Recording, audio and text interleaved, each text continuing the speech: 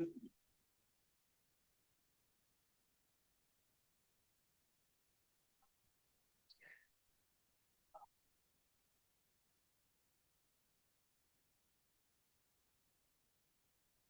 would like to formally welcome you all to Chippenham Town Council's Planning, Environment and Transport Committee meeting.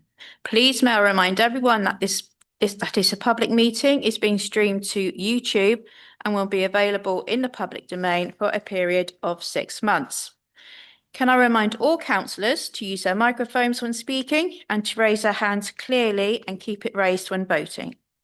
Please ensure you are respectful to others in attendance of this meeting. So we have public question time first, and we have received 5 written public questions in advance. Can officers please confirm if there are any members of the public present who have indicated they wish to speak? There's one, Chair. Okay, so I would like to invite the speaker, and Anthony Lynch, to the podium to speak. You have 3 minutes. After that, the microphone will be turned off. Thank you very much. Okay, so I'm not going to take up too much of your time. So it's just a little statement or comment to the Town Council about the 5-way junction and observations from local businessmen, myself and Pete. Madam Chair and members of Chippenham Town Council, good evening, and thank you for allowing me the opportunity to address the council this evening. My name is Anthony Lynch. I am the Vice Chair of the Artisan Quarter, and Pete Dillon here is the Chair of the Artisan Quarter. I'm speaking on behalf of local businesses, including our own interest, the Olive Clinic, which is situated on the corner of Park Lane and the Malmesbury Road, where we witness the operation of this junction every single day. So Chippenham's 5-way guessing game, as I tend to call it. Firstly, I would like to thank the council for recognising that this junction requires attention. I think everyone here accepts that the improvements are needed, and I welcome the work that has already been undertaken to examine the available options.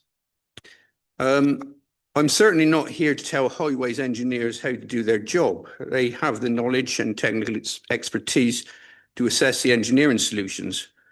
What I can offer is something different.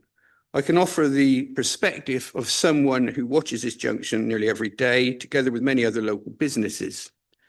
The single biggest problem I see is uncertainty. Drivers hesitate. Drivers realise too late that they're in the wrong lane. Visitors unfamiliar with the area become unsure where they should be. Last-minute lane changes follow, and that is when mistakes and near misses occur. In my view, the objective should not simply to move more traffic through the junction, it would be to make the junction easier to understand.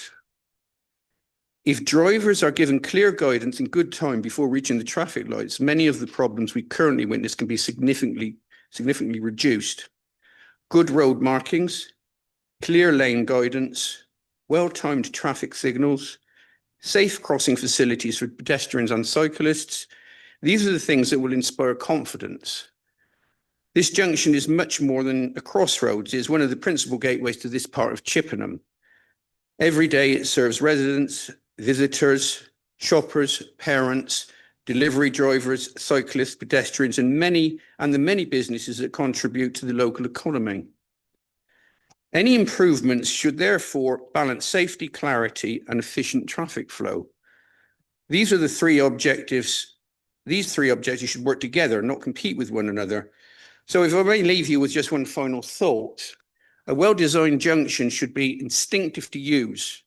Drivers should not need local knowledge to negotiate it safely. When a junction is easy to understand, drivers make better decisions. Better decisions lead to fewer conflicts.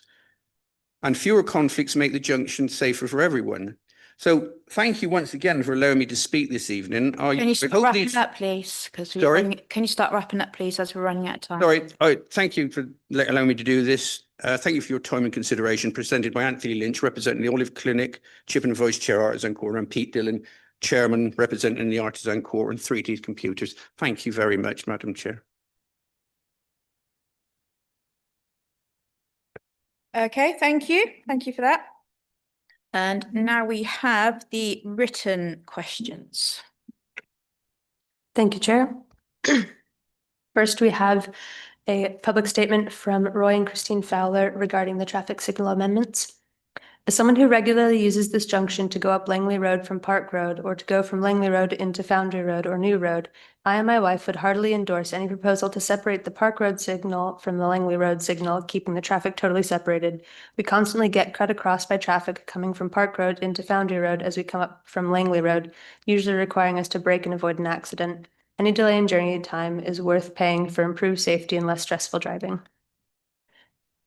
Next, we have comments from Ms. Julie Wheeler regarding the planning application for the land east of Shoal Farm. Dear councillors, I am unable to attend the planning meeting on Thursday, but would like to draw your attention to our concerns about planning application PL 2026-03545, land east of Shoal Nurseries. We at Nature Matters have grave concerns about this application on a number of grounds, but in the interest of brevity, we only address the ecological and cumulative effects and summarize our concerns. The baseline ecological assessment undertaken by EDP identifies this site as a mosaic of habitats. The mixed scrub, woodland, swamp, reed beds, hedgerows, and stream are judged to be of local level of importance.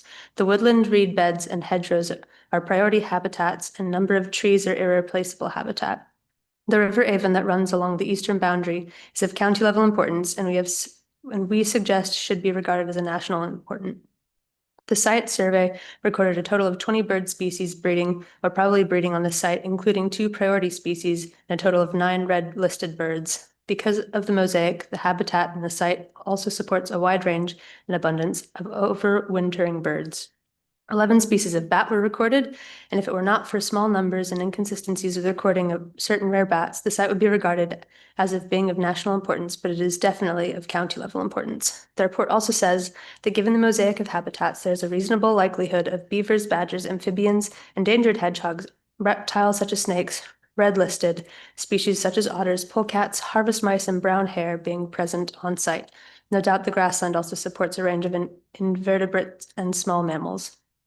Damage and disturbance to the natural environment in this wonderful array of wildlife species during construction, and then the pressure of ongoing human habitation will be inevitable. Human habitation will result in habitat loss and degradation. Biodiversity net gain plus retention is the most valuable habitats are well and good, but the increased use of this area for recreation will cause damage to vegetation and compact soils. Wildlife and habitats will be disturbed and suffer when there is increasing dog walking and fouling, litter, predatory cats, road traffic, general noise and light pollution, which will all cause unacceptable ecological damage to habitats and species on site. Landscape and ecology plans are also well and good, but delays and poor delivery of them has been problematic and had a further negative effect on the landscape and ecology and other developments. We already have a swath of largely car-dependent dormitory housing around the town. We regard this as unsustainable. We do not have the infrastructure in the town to cope with the cumulative effects on our water, our sewage systems, our health and community services, and our natural environment, including the river. Given all this, we'd ask that you think carefully about your position regarding this development. Thank you, Julie and the team at Nature Matters.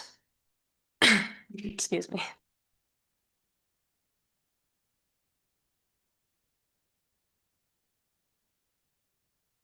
Next, we have a public statement from Melanie Boyle regarding the planning application for the land east of Shoal Farm. Good evening, councillors. Planning application PL 2026-03545 land east Shoal Nurseries. In addition to the statement from Nature Matters, I would raise 2 further points for you to consider when discussing on this application. 1, the destruction of high-grade agricultural land. In March this year, the government published the land use framework. In this, there is a presumption against non-agricultural development on high quality land. It should remain primarily in food production. If development is absolutely necessary, planning policy generally mandates that authorities prioritize poorer quality land first. The agricultural report for this site undertaken by Land Research Associates identifies that, given that the high proportion of best and most versatile land surrounding the settlement of Chippenham, it is unlikely that an area of this application's site's size could be found with no loss on high quality land. This development would involve a loss of 54% of grade 1 excellent and grade 2 very good agricultural land. Already we have lost swaths of similar high quality land around the town out to housing. The cumulative effect of the loss of such quality land to development around Chippenham is unacceptable at a time when food security is of grave concern. 2. The cumulative effects of housing development around the town. We already have swaths of large dormitory, car-dependent housing developments that have gone up around the outskirts of town, most of which is sitting on what was ecologically valuable land. See housing list below. Recent housing developments numbers within the town. Rawlings Farm, 650, Rowden Park, 1,000, Langley Park, 300, Old College, 100, Birds Marsh, 750, Barrow Farm, 230, plus new phases to come. Shoal Nurseries, 120, Hilltop View, 500, Saltersford Lane, 70, Bluebells, 70, Rowden Gate, 200, Stanley Park, 150, Oak Hill Rise, 95, Emery Gate, 225. When does this stop? This was and remains an inappropriate allocation of land for housing. Even if we accepted that housing is needed, these numbers of new houses on green fields is unsustainable. We do not have the infrastructure in the town to cope with the cumulative effects on our water, sewer systems, and our natural environment, including the river, will suffer the consequences. A brownfield first approach needs to be developed, and a fair distribution of land for housing across the county needs to be considered. A recent survey of brownfield sites undertaken for the local plan consultation demonstrated that in Chippenham alone, there was available land for at least 650 houses on brownfield sites. We would expect these to be the first sites to be considered when new land for housing is being considered. Excuse me.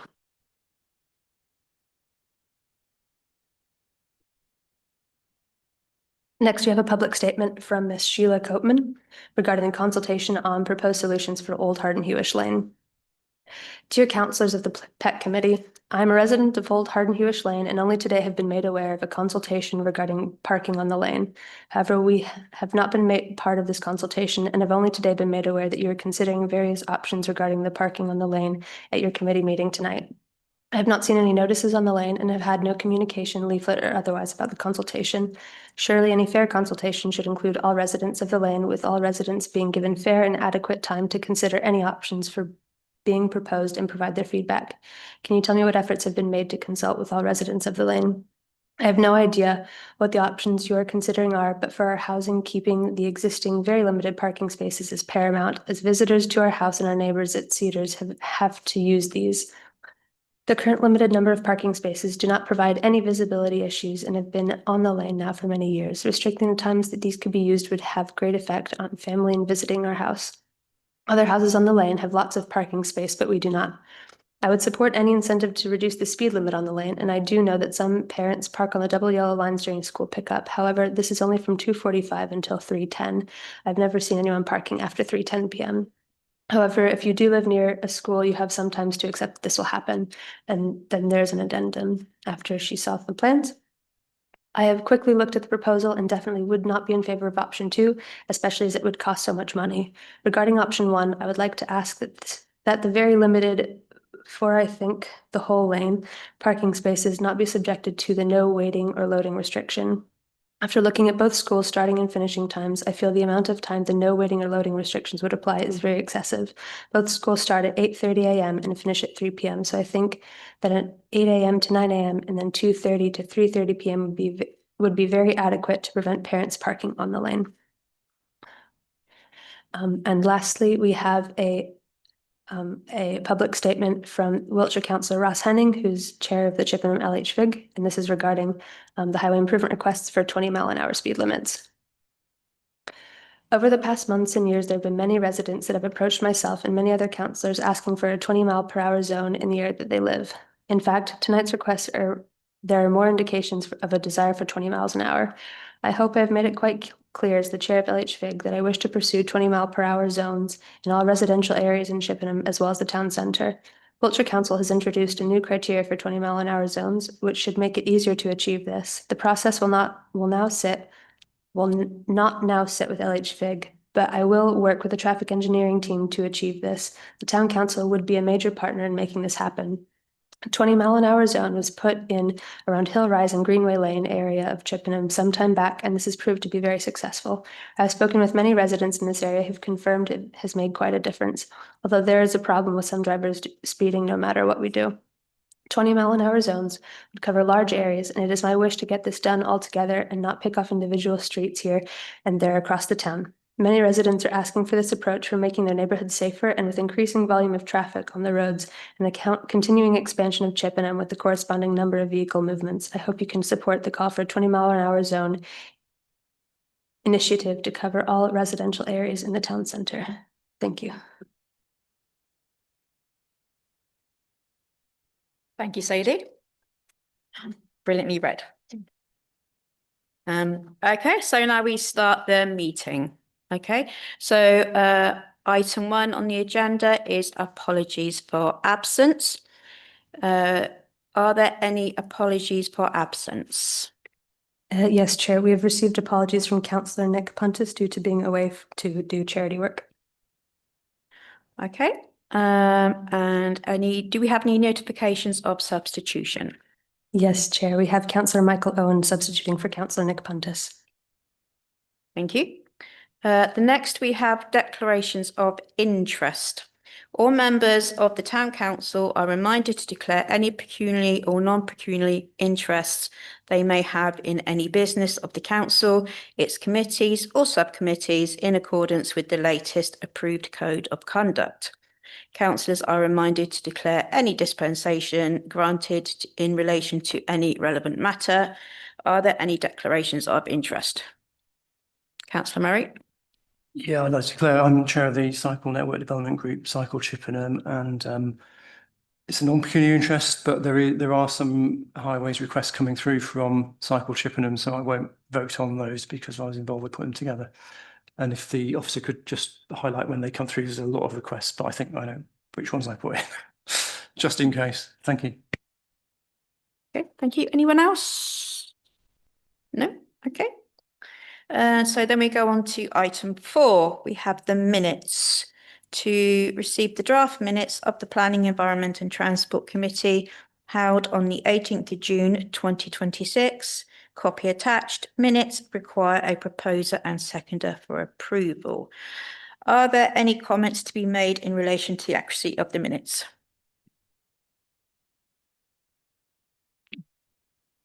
Nope. Okay, so a proposer, Councillor Stragg, seconder, Councillor Rutledge. Thank you. Okay, so, oh yeah. Are you all happy for the minutes? The draft minutes? Yep. Right. Okay, so chair's announcements. Okay, we have 5. Okay, so first one is Wiltshire Council have published a formal notice of intention to commence the preparation of a new Wiltshire local plan. Alongside the notice, they have published the local plan timetable, which contains a breakdown of when the council anticipates reaching certain key milestones, including when the 3 public consultations are anticipated to take place. It is expected that the new local plan will be adopted in spring 2029. The timetable sets out that the first formal stage of consultation, the scoping consultation, is anticipated to take place from the 2nd to the 30th September 2026. The consultation will focus on giving stakeholders and communities a chance to comment on what the plan should contain, alongside how Wiltshire Council should engage during the preparation of the plan. As part of the preparation of the new Wiltshire local plan, Wiltshire Council have also opened a call for sites, landowners developers and local communities are invited to suggest land that could be considered for future development. The call for sites will run until the 30th of September and will form the primary evidence base to use to inform the emergence sabbatical strategy, same word, and the preparation of the plan. I hate that word. Notice announcement 2, the traffic regulation orders amending speed limits on the A350 have recently been considered and approved by Wiltshire Council's Cabinet. Member for Highways, Street Scene and Flooding. The proposals are to be implemented as they were advertised. Announcement 3. Councillors will have recently circulated a briefing note from Wiltshire Council about the new national scheme of delegation, which will come into force on the 31st of August 2026. This sets out the different types of planning applications which should be delegated to planning officers to make a decision, and those which can be referred to a planning committee for Wiltshire councillors to determine. Under the national scheme of delegation, current practices such as the power for local councillors to require cases to be called in for committee consideration will not be possible. The town council will therefore also need to remove its own call-in request procedure accordingly. Announcement 4. Due to the building works, the next meeting of this committee will take place at Wiltshire Council offices in Monkton Park. 5th and final is I would like to welcome a work experience student who is joining us for the meeting this evening. We hope you enjoy the meeting. Okay, so don't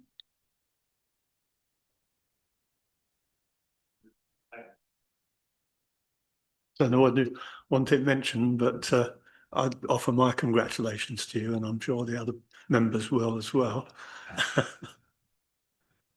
It shows your devotion to the public good to be at this meeting rather than at some other special event.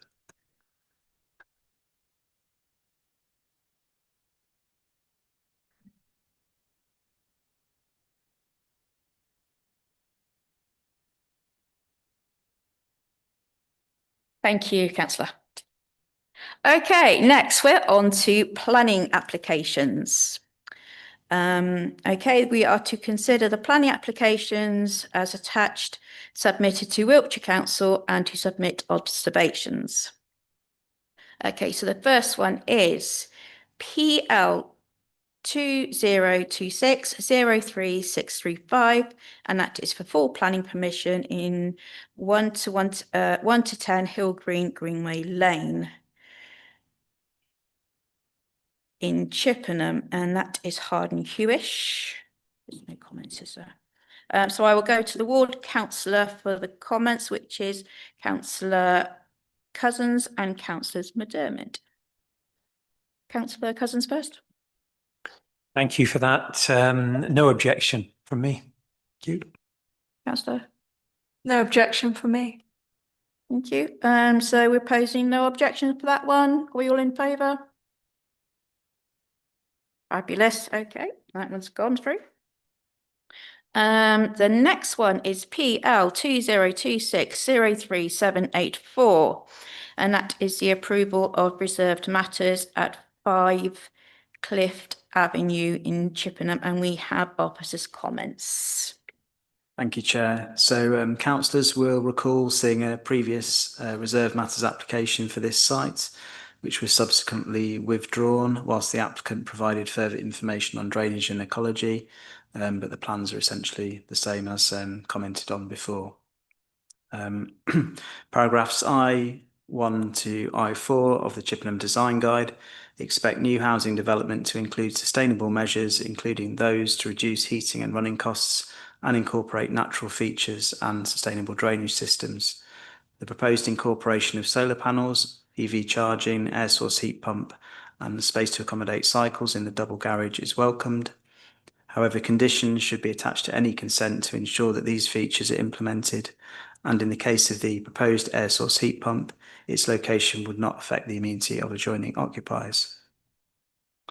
It's not clear how the design of the proposed dwelling house either reflects the architecture or materials of surrounding development or creates a new identity centred on future sustainable lifestyles, as per paragraphs K1 and K3 of the design guide.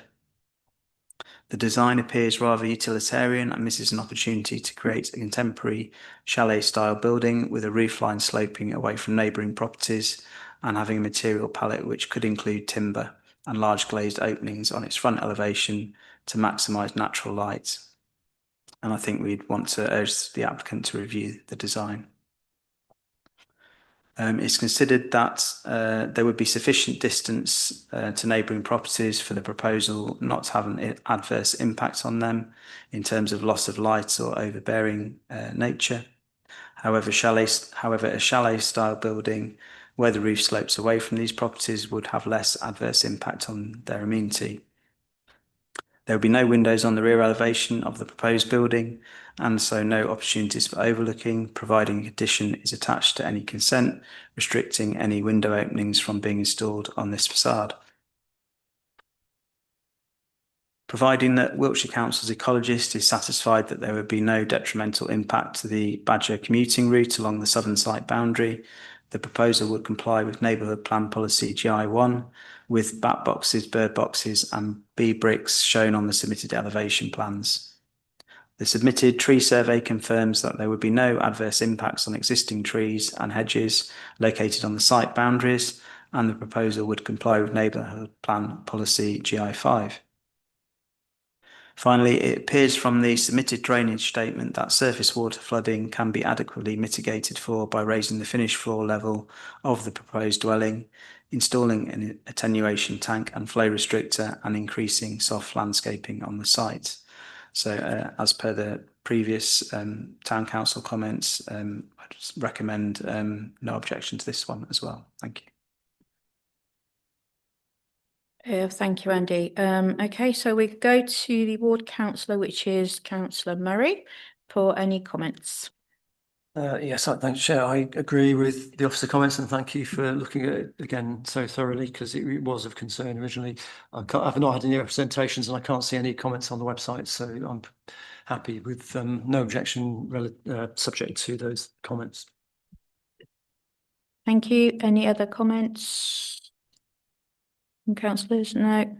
So are we all happy to go with no objection?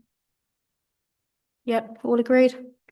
Yep, fabulous. Oh, so I agree, yeah, okay. Okay, right, so on to the next one.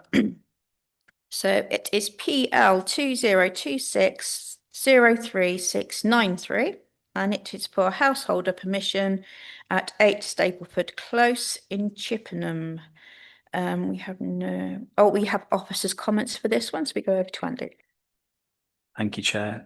So the proposed extension of the building at first floor, so far forward of the main building, would result in this element of the building being dominant and overbearing in the street scene, being sited very close to the highway where all other two-storey elements are set back from the highway along Stapleford Close, providing a feel of spaciousness.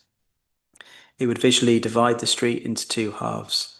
The southwest elevation of the proposed extension in particular, containing only one small window at first floor, would not provide the active frontage required in the street scene. The proposed extension would contravene the 45-degree code in relation to front habitable room windows at the adjoining property number 7 Stapleford Close, which would likely result in loss of light and outlook affecting the amenity of these occupiers. The scale and massing of the proposal, together with its impact on the amenity of adjoining occupiers, would be contrary to CP 57 of the Wiltshire Core Strategy, Appendix D of the Wiltshire Design Guide, and the MPPF. An extension at first floor, which was half the length of the current proposal, may be supported, but the advice would be to object to this one. Thank you. Thank you. And we'll go to the ward councillor. That's Councillor Cape. Thank you, Chair. Thank you to Andy for your comments. with which I do concur, and I would support objecting in this instance with the comments that you've set out. Thank you. Okay, any other comments from for this one? No, no. Are we happy to go with no objection? Sorry, objection. Objection. Yes, all happy or objection? Right. Okay, on to the next one. So this one is PL 2026033636, and it's householder planning permission at 15 Twickenham Way, Chippenham, and this is Harden Hewish, and the ward councillors, I'll go to them first. We go to councillors McDermott and then go to councillors Cousins. Yeah, no objection. Thank you, councillor Cousins. Yeah, thank you. I concur with that. I see there are no comments online either from local people, so no objection from me. Thank you. Any other comments? No? Are we all happy with no objection? Fabulous. Okay, and the next one is PL 2026033833. Now this is for prior approval Part 3 Class A commercial business and service users to dwelling house, and that's at 66 Marketplace, and we have officers' comments. Thank you, Chair. There's no allocated parking provision proposed under this application. However, the transport impacts are not considered significant given the sustainable town centre location, proposed provision of a cycle store, and recent prior approval consents of similar flats in the vicinity, also on the basis of zero parking provision. Although not ideal, a cycle store is indicated in the basement, and it's recommended that a cycle wheel rail be conditioned to ensure that the basement can be used for cycle storage. The submitted noise report demonstrates that with specific mitigation measures, future occupiers would be unlikely to be adversely impacted by noise from commercial premises. With regard to the provision of adequate natural light in all habitable rooms, the conclusions of the submitted internal natural light report are noted. However, it is queried whether the flat-free kitchen benefits from any natural light with no window. Having said this, the situation could be resolved if the stud wall was removed and the kitchen was combined with a lounge to make for a lounge with kitchenette. But the advice would be no objection to this one. Thank you. Thank you. So this is Hardens and Central, so we'll go to ward councillor Rutledge.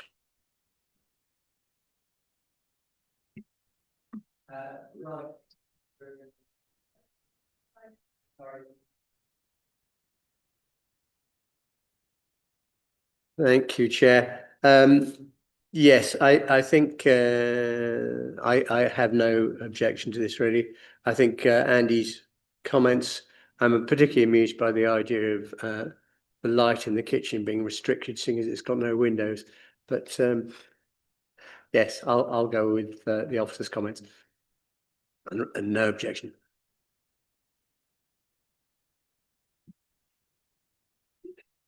Thank you. Do we have any other comments? No? Councillor Townsend is here on other business. So yeah, he's not actually part of the, yeah. Okay, so that was a no objection, if I remember correctly. Are we all happy with no objection? Yep, lovely job, okay.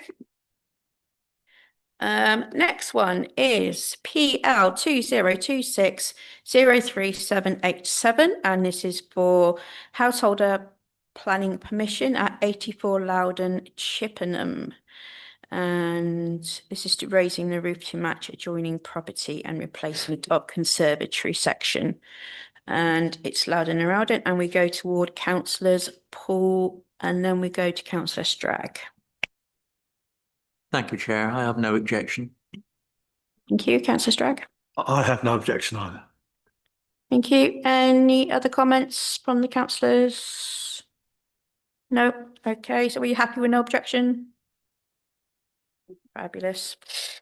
Okay, on to the next. That is PL 2026037118, and that is to outline planning permission, some matters reserved. And that is at 151 Malmesbury Road in Chippenham, and we have officers' comments. Thank you, Chair. So whilst the site would technically be located outside of the settlement boundary of Chippenham and would conflict with CP1, CP2 and CP10 of the Wiltshire Core Strategy, this conflict would be outweighed by the fact that this would be a sustainably located site for residential development, and in practical terms the site forms part of the wider urban area and very much reads as such. The proposal itself would represent a logical and modest infill form of development and would integrate naturally with the established pattern and grain of surrounding development. As shown on the indicative site plan, the application site would be of sufficient size to accommodate a dwelling and its associated access, parking and garden space without causing harm to residential amenity. The plot size would also ensure that an acceptable standard of amenity for future occupiers would be achievable.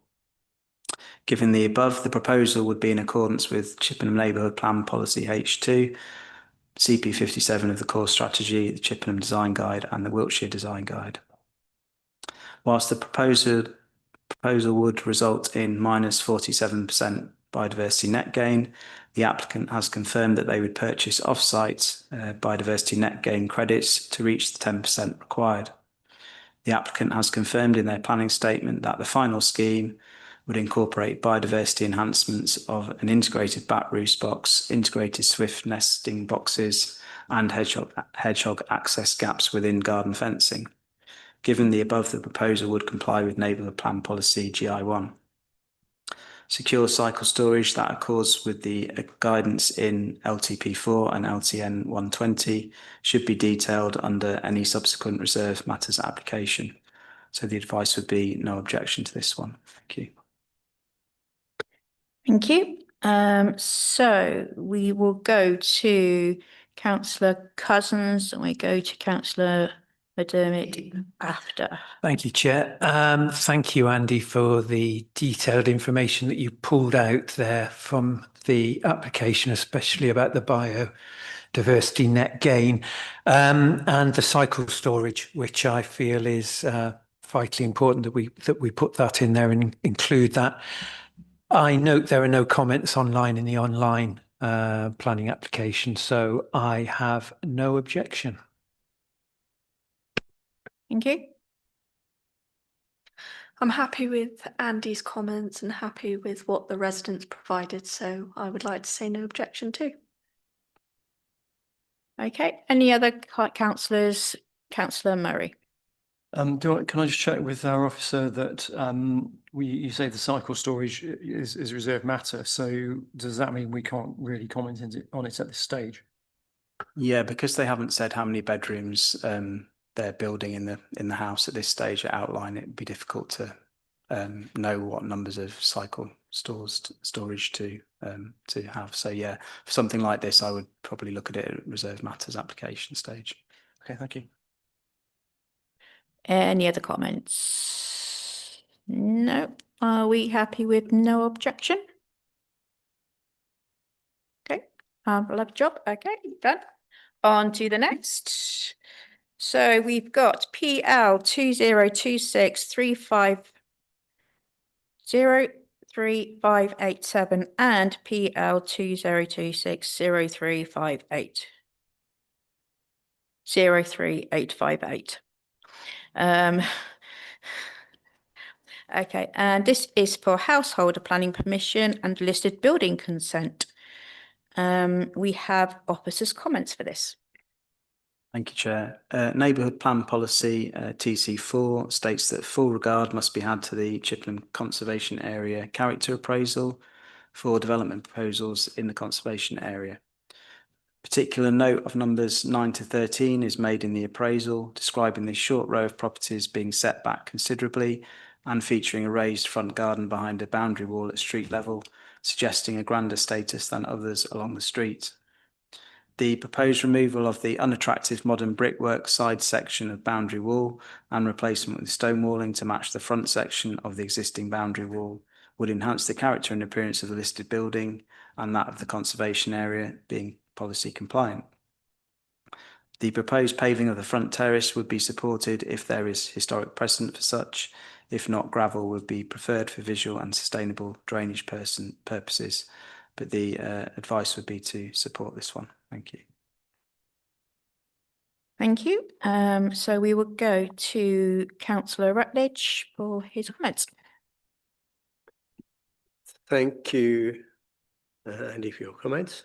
It does sound to me like this is an exemplary application. They're trying to do something which is absolutely right. So I agree with you that we should express support for this. Thank you. Any other comments? No? Okay. Are we happy to support? Okay. Thank you very much. Next one is PL 2026-03545. And this is to outline planning permission with some matters reserved. And we have officers' comments. Thank you, Chair. So councillors will have seen my written advice concerning the application. And if there's anything specifically you'd like me to read out, please let me know. Otherwise, as we've got quite a lot to get through on the agenda, I'm just going to read out the closing summary of those comments. So this premature development proposal would conflict with Wiltshire Council's spatial strategy for the location of housing, undermining the plan-led approach to sustainable development, and would therefore conflict with the principal aims of the NPPF and CP1 and CP2 of the core strategy. The necessary level of on-site infrastructure and services would be lacking, contrary to CP3 of the core strategy. The isolation of the site from the town centre and other infrastructure, lack of active travel choices, reliance on the car and poor permeability would result in a poorly designed place that is not in a sustainable location, contrary to CP57, CP60, 61 of the core strategy, the Wiltshire Design Guide, National Design Guide. In the absence of a robust flood risk assessment, there would be a flood risk contrary to CP67 of the core strategy. The proposal would result in the loss of best and most versatile agricultural land and would result in adverse effects on landscape and visual impact, contrary to CP51 of the core strategy. Whilst the proposal would result in some benefits, principally provision of housing, including 40% affordable housing, it's considered on balance that the adverse impacts of the proposal as set out above, but in particular not being a well-designed place in a sustainable location, which would be contrary to NPPF paragraphs 115, 129, 135 and 139, would significantly and demonstrably outweigh the benefits under the application of the tilted balance, and therefore the recommendation is to object to this one. Thank you. Thank you. We will now go to Councillor Strag and then Councillor Paul for any comments. Yes, I was quite struck by the size of the application in terms of all the documentation that they produced, the developers produced. So quite well, I won't say that I was impressed, but it's a staggering amount of work they've done on it. So they take it quite seriously. But I do agree with the planning officer's comments, except that I would observe that the area to be developed is quite close to Lackham Place, which is already built, and it might well be served by the same public transport as that place. But on the other hand, I note that the development goes quite deep eastwards from Patterdown. So certainly those areas, parts of the development with the housing that far would involve quite a substantial walk to the main road. I do think that it would take, well, there are significant environmental and aspects that I don't like about the development. So I would certainly recommend an objection to it.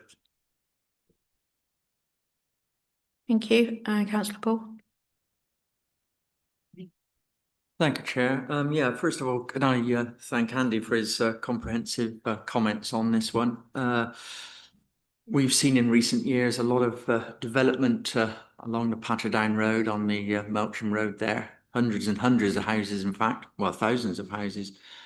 Another 400 houses proposed on this site is quite considerable. And when you look at the comments that Andy's made regarding the locality and how this would link up to other parts of the development in the area and how this would link back into Chippenham, etc. So you're looking at 400 houses, probably talking about at least 800 to 1,000 cars on that site, or using the Patterdown Road, etc. So you would look at this and you would think, well, the use of the car is going to be quite considerable. I think this is obviously should remain as agricultural land at this moment in time. And I think that because it's out on a limb, really, compared with a lot of things in that area, and we're not really that sure how this is going to link in with the other parts of the Rowden Mile, etc.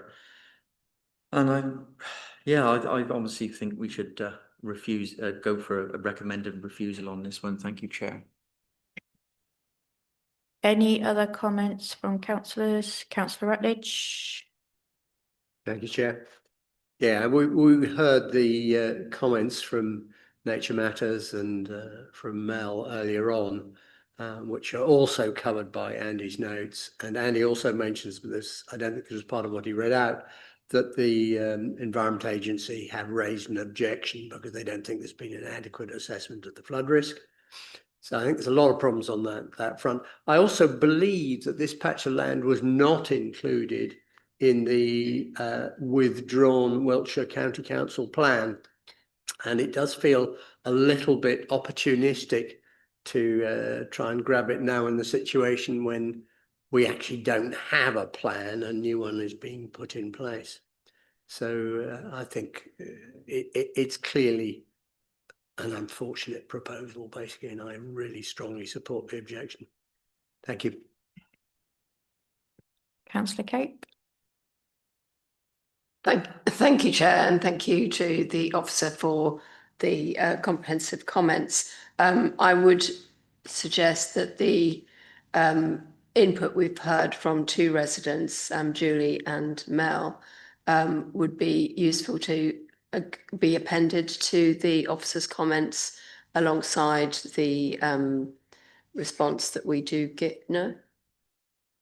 Don't think that's really a good idea. I think it might set a precedent as well for doing that with other people. Are we able to take some of the detail around the nature, I in think particular, and also the numbers around the total build out around Chippenham and the desire for brownfield first, I think are worth including in there, if that's okay. If you don't want to put the entire pieces in, then that those would be my three. We're going to be faced with this sort of pincer attack, if you like, around the edge of Chippenham, and I think I would agree with colleagues that we need to offer a strong rebuttal to excessive development, which unfortunately we're going to be seeing this opportunistic applications. Thank you. Councillor Paul? Yeah, one thing I did forget to say on my comments then was that on this outline application, there's a lot promised here for community use and various community assets put into this development. I think there's talking about a pub and various other things and that sort of thing. But how often have we seen this in the past with these developments where we're promised such things on outline, and when it comes to detailed plans that none of these community use facilities come to fruition? So we're basically going to end up with another 400 houses without the infrastructure and facilities actually keeping pace. Thank you, Chair. Councillor Cousins? Thank you. I listened to all the good comments which have come from our planning officer and from councillors before me. And two things stick in my mind very much about this. Before we talk about the pros and cons about how many houses or where cycle paths might go or roads or the rest of it, this land contrary to the land use framework published this year, is grade 1 and grade 2 agricultural land. How often do we hear people complaining about development, which might be to do with solar panels or wind turbines, and they say, well, we need the land for food. And this is absolutely key land which should be kept for agricultural purposes. So to my mind, being as it's going against the land use framework, that should say straight away, this is not available for building on. And I also listened to the comments earlier about the ecology and biodiversity. And we've got priority species on this site, birds and bats, which need to be surveyed and looked into and determined how important this piece of land actually is. And so in the most possible, strongest possible terms, I would object to this. Thank you. Okay, so are we happy to go for objection? Right, brilliant. Okay, so on to the next one. It is PL 2026033725. And it's for householder planning permission in Phoenix House, Old Hardinwish Lane. And this is in Seapen Park and Derrits. And we will go to councillors, Councillor Owen, for any comments. Thank you, Chair. I've had no representation from any of the ward councillors. I am, of course, here as a substitute. There are no comments on the planning portal, and I have no objections. Thank you. Thank you. Any other comments from councillors? No. Are we happy to go in objection? Fabulous. On to the next. We go to PL 2026035504. Prior approval, Part 14, Class J, installation or alteration of solar equipment or on domestic premises. We have officers' comments for this one.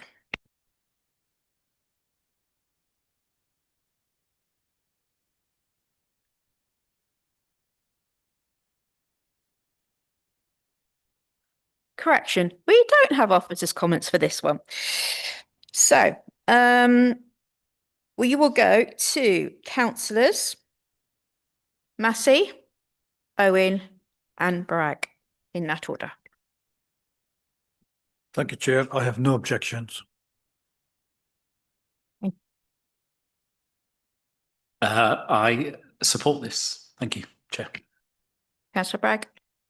I'm glad that Sainsbury's have finally seen the light. It's dawned on them that they can actually use these solar panels. The only comment I would make is that looking at the tech specs of the solar panels they're proposing, I think there are now better ones available, so they might want to reconsider that. But apart from that, no objection. Thank you. Any other comments? No, fabulous. No objection then. Fabulous. On to the next one. This is amended plans. So the number, it is PL 2026033007. And that is for householder planning permission at 24 Piccadilly's in Chippenham. And we do have officers' comments for this one. Thank you, Chair. So further to the Town Council's objection of the 29th of May, amended plans have been submitted which would result in a single-storey side extension rather than the originally proposed two-storey extension. The amended plans are welcomed and the proposal would now have an acceptable impact on the street scene. The submitted block plan should be amended to clarify what boundary treatment or hedging is proposed to be retained and what is proposed to be removed. The Town Council would defer to Wiltshire Council Highways to determine whether the public highway would be affected by the foundations of the proposed extension, but the advice would be no objection to this one. Thank you. Okay, thank you. So we will go to, this is in Seapen Park in Derrits, so we go to Councillor Owen. Thank you, Chair, and thank you to Andy for his helpful comments.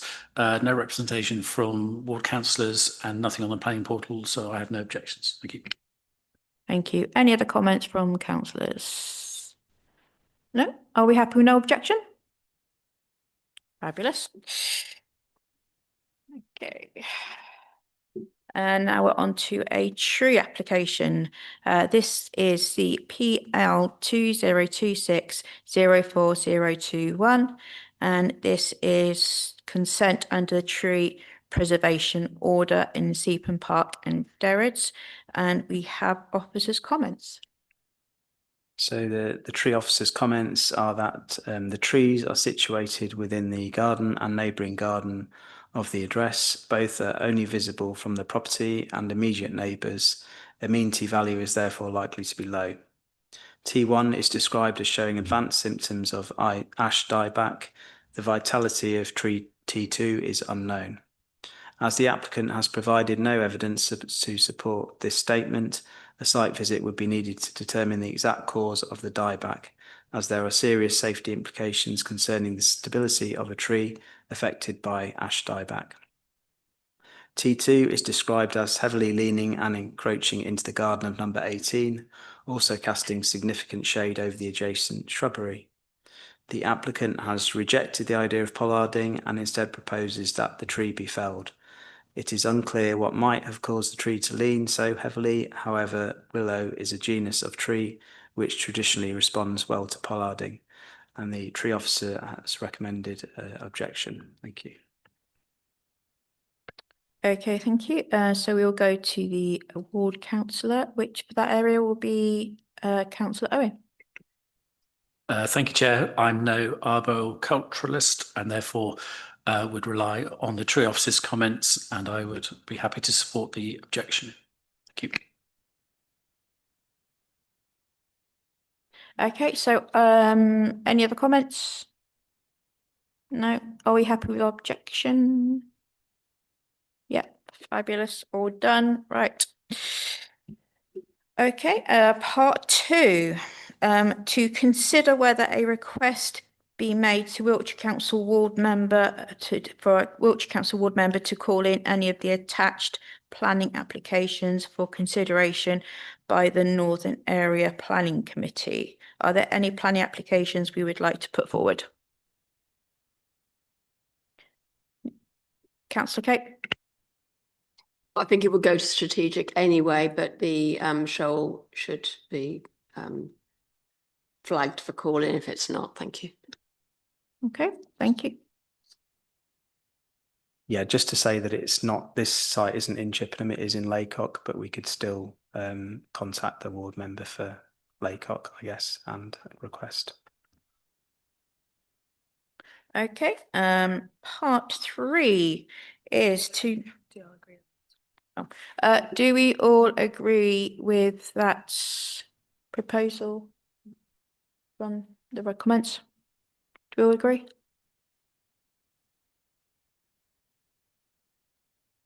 you want me to go over it again? The request to call in, yeah. I can't think of the word. Are we all happy with the request to call in? Right. Okay, right, so part 3. This is to note that appeal against the refusal has been made for planning application PL 2026-02734, householder planning permission for 7 Wedmore Avenue, Chippenham, SN151QP. New second dropped curb access with driveway with property copy attached. Then we go on to part 4. To note the decision to dismiss the appeal or planning application PL 2026-00302, householder planning permission for 7 Sadler's Mead, Chippenham, and that is revisions to be approved. Revisions to approved application PL 2025-05574 to add a single dormer window to the front roof slope and render existing reconstructed stone walls. Copy attached. And one final one is to note the decision may to dismiss the appeal of the planning application PL 2025097969, householder planning permission for 74 Eastern Avenue, Chippenham, and that is for the radio antenna, copy attached. So we go on to item 7. This is the consultation for the plant-based market. We are to consider any observations or raise any concerns in relation to the application for a plant-based market in Chippenham High Street on Sunday, the 11th of October 2026. Supporting document attached. Have we all seen it? Good. So are there any comments that we would like to put forward about this? Councillor Baisley. Thank you very much, Chair. I just wanted to make my support for the event known. I think it's brilliant to offer another events in the town like this. Food days are always popular among residents, but I think especially so given it's a plant-based event. As a vegetarian myself, it's always great to have opportunities to try the food that's actually on offer at festivals. And this fits within our aims as a environmentally conscious council of encouraging people that there are alternative plant-based foods to the meats that people are so often used to eating. So fully support this. I think it's a good idea. Thank you. Any other comments we would like to put forward? Councillor Cousins. Yeah, thank you. I agree with what Councillor Baisley's just said. I'd like to add to that. We have a number of these great events which happen in Chippenham, and they don't necessarily do quite as well as they could do because of advertising for them. So I think it's vitally important for the applicants to do this, to make sure that they take every means possible and more to advertise this, to make it a great event for Chippenham, which is well attended and has then the impact upon other businesses in the town as well in supporting them. Thank you. Okay, thank you. Any other comments? No? Okay. So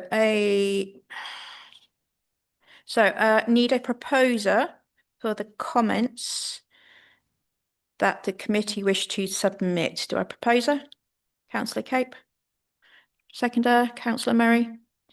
And okay, so we move to the vote. Are we happy for the... Just to confirm, we're giving the comments that we support the event because it's in lines with our environmental goals, and we hope they do lots of advertising for the event so it's well attended. Okay, so we're all happy? Fabulous. Okay. Okay, so we go on to item 8. That is a consultation for the enhanced partnership in plan and scheme variations. This is to consider providing initial views and observations on the proposed scope of variation to the Wiltshire Council Enhanced Partnership Plan and Scheme documents attached. Have we all read? Just checking. Okay, so are there any comments you would like to put forward to Wiltshire Council about this? Councillor Strack. This is all about buses, and I've looked at it quite closely, and there are certain elements in it that I'm slightly concerned about. This enhanced partnership plan is commenced in 2022, and it's a sort of alternative to perhaps overall franchising and really most direct control of bus services. But it's still designed to ensure that the best benefit to the public is obtained from current bus services. But there's one item that I saw that there will be consideration of bus priority measures in Chippenham and in certain other towns. And I saw that there was one, operators are concerned about the time it takes to get from the bus station to the railway station with all the congestion in Gladstone Road and further round in New Road and so on. And there is a proposal to investigate the possibility of a bus gate which will allow buses to go down the high street more directly to New Road, and also other scheme would be two schemes relating to Bath Road, to have a bus priority lane inward to the town along Bath Road, and I think in all these cases, I think we would like to make an input when these schemes are assessed. We'd like to be able to input our views on these. Certainly, it would be very controversial to see buses going down the otherwise pedestrianised high street, and so I think that's my only main comment on that. Thank you. Any other comments? Councillor Rutledge. A number of us here present were in attendance at a workshop to look at the start of a new Chippenham transport plan organised by highways personnel from WCC, and a lot of that was devoted to buses. And some of the points which Councillor Scraggan has brought up were mentioned in passing there, in particular that it takes buses now something like half an hour to get through the middle of town. And as a consequence, a number of the bus routes have been amended not to go to the station simply because it adds so much extra time on the bus route. So that just putting that information out there for people to be aware of. Obviously, the volume of documentation in this is so large, it's very hard for us to digest it without having quite a bit more time and energy to do it. The one particular thing which I feel is an issue is we don't have a good understanding of actual usage. There are commercial considerations here which get in the way of collecting some of this information, but without it, it's very difficult to make sensible planning decisions about the level of bus support which we really need. There is some information, but it's pretty limited, and it's very difficult to plan on the basis of that. There was a couple of other points I just want to throw in. We had a representative of the Chippenham Link organisation that provides transport for people to get to hospital and things of this sort. And she was saying that in a number of cases, they have to provide transport for people because bus routes to get to specific destinations like hospitals are often quite complicated. They involve potentially several changes of bus. And for people who are needing to go to hospital and maybe are partly mobility impaired, that's very hard. So that's the kind of thing which needs to be considered as well. And thirdly, it seems interesting to me that this is happening at the WCC level at the same time as they're just starting the Chippenham Transport Plan. And obviously there needs to be an interaction between the Chippenham specific transport plan and the WCC overall, what's this called? The Enhanced Partnership Plan, which is how WCC actually engage with the bus companies over the provision of services. So just general points which came out of that workshop, which I think are useful for councillors to be aware of. Thank you. Councillor Murray. So some additional points, and I don't know, because as Councillor Rutledge said, there's so much in this, I'm not sure whether they're covered, but in case not, I'd like to raise them on as part of the Town Council comments.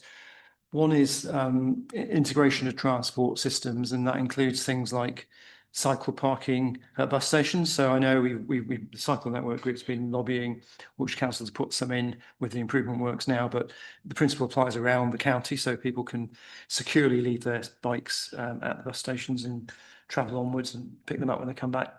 The other one was electric buses, which seems to be happening in the south of the county, electrification of buses. Could Wiltshire Council put a bit more pressure on the bus companies to move that way, which they're going to ultimately have to do, but it seems to be happening in Salisbury in a big way and nothing in the north of the county.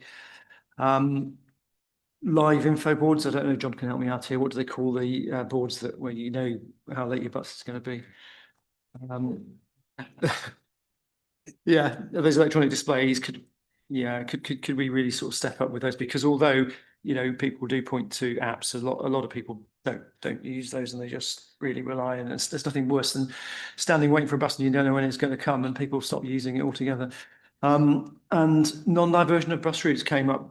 I mean, sorry, let me just start that all over again. When we were talking about the south of Chippenham, they were talking about diverting the 55, and it would take another 25 minutes to get to its destinations. And I think we need to avoid that, because you know, routes like that are used because they're regular and dependable and quick. You start to sort of drive them around the houses. We need more routes when we get more development, not diversion of routes.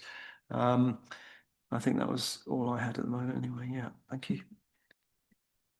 Thank you. And there is one comment I think I got from that day was to make public transport the choice of transport for Chippenham, to make it more accessible and more appealing to those who do not travel on public. Councillor Stragg, last comment. That it's not possible for individual bus companies really to go full scale electrification unless they have government support, and all the schemes, certainly in the west of England, great authority relied on what a scheme called Zebra, which is zero emissions bus something or other, and the possibility of another Zebra scheme coming up, it looks a bit unlikely with the various restrictions. So it's not entirely up to the bus companies, and also the arrivals and destination displays, electronic displays are being introduced quite widely now in Wiltshire, and they have been. There is one at the Bath Road bus stop, and another one by the Bridge Centre, currently the Wiltshire Council's introducing new bus shelters all over the county to a certain specific design, a modular design, and I think work has almost started in Chippenham to put new bus shelters in, and certainly new ones have been installed already in Carl, I notice. So there's a lot going on at the moment to improve bus services and the facilities. Thank you. So we're putting all those comments forward. I think main takeaways that it sounds like from y'all I'm getting are we would like to be considered when they're assessing bus routes through the town centre, especially the High Street and along Bath Road. Well, that's priority measures. Yeah. And then, sorry, there's a lot. Yes, please. Yeah, it'd be helpful if we Okay. sent our comments to you, and you can, unless anybody disagrees with any comments. I mean, the only comment I'd be a little bit wary of, and we might be controversial, is having buses down the high street. I don't think that how many councillors would agree with that one, but the rest of them, I think they're all fine. If y'all are happy with that.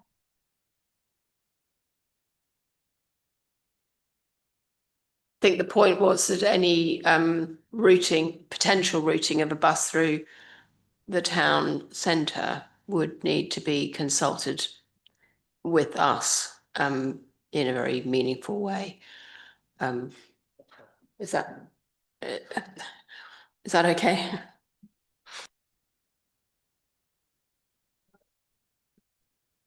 Councillor Bragg, last comment.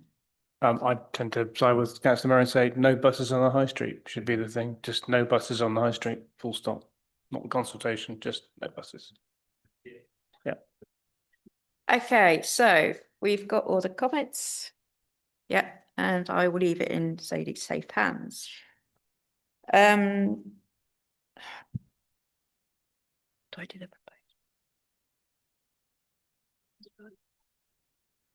So if you're all happy with everything that's been said, are we all agreed with happy to go with the comments? Yeah, okay. Okay, so the next one is another consultation of traffic signal management, traffic signal amendments. This is to consider providing comments to Wiltshire Council on modelled options and operational impacts of traffic signal amendments to improve safety at the Langley Road, Malmesbury Road, Park Lane, New Road, Foundry Lane Junction. Document attached. Take it, you've all read it. Wiltshire Council have commissioned this modelling in relation to safety concerns raised regarding vehicle and pedestrian conflicts at the above junction. The traffic engineering team recommends option 5 for the implementation, as it provides a safe environment for all road users and resolves the conflict issues with both vehicles and pedestrians. So are there any comments that the councillors would like to put forward? Councillor Rutledge, then we go Councillor Baisley. Thank you, Chair. This actually falls in my ward, but that's kind of accidental. It is, everybody I think recognises that it's a problematic junction. There have been a number of collisions and near collisions. My first reading of this, I thought there was maybe a little bit too much emphasis on pedestrians, because most of the problems have not been with pedestrians. They've mostly been with right turning vehicles turning into Foundry Lane, coming out of Park Lane, and bicycles in a similar situation. On coming back and reading the options again, I realised that actually they're not very clear. When you try and read the options that they're describing, you're thinking, what's going on the other roads coming into the junction at the time of the particular sequence that's going on. It's not obvious what the solutions they're proposing are. If you're a traffic engineer, maybe it is, but I think for most of the rest of it, it's not at all clear what the solutions they're actually proposing.